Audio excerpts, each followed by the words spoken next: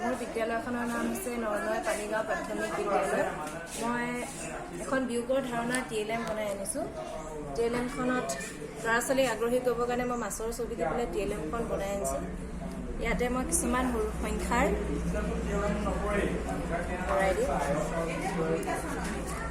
ইয়াতে 5টো ভৰাই দিয়া হৈছে। 5টো ভৰাই দিয়াৰ লগে লগে ল'ৰা ছোৱালীয়ে এই মাছটো টানি 5টা মাছ বাহিৰলৈ উলিয়াই ল'ব। 1, 2, 3, 4, 5টা। এতিয়া 5টা মাছৰ পিছত মই ইয়াতে এগ এটা ভৰাই দিছোঁ। এতিয়া এই ডাঙৰ মাছটোৱে এটা মাছ খাই দিলে। খাই দিওঁতে কেইটা মাছ থাকি যাব ল'ৰা ছোৱালীয়ে গণিব 1, 2, 3, 4টা। তাৰমানে 5ৰ পৰা 1 যদি আমি কমাই দিওঁ আমাৰ কিমান থাকি যাব 4। আৰু ল'ৰা ছোৱালীয়ে ইয়াতে সংখ্যাটো ভৰাই দিব।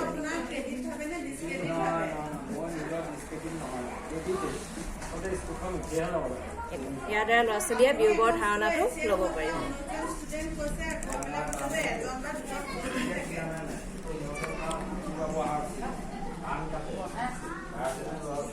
ইয়াতে মই ল'ৰা ছোৱালীক শব্দ কেনেদৰে গঠন হয় তাৰে ধাৰণা দিবলৈ এইকেইটা TLM বনাইছোঁ। লগতে মই ইয়াতে ফলৰ ছবিবিলাক ব্যৱহাৰ কৰিছোঁ যাতে ল'ৰা ছোৱালীয়ে ফলৰ বিষয়েও জানিব পাৰে আৰু ৰঙৰ বিষয়েও তেখেতসকলে জানিব পাৰে।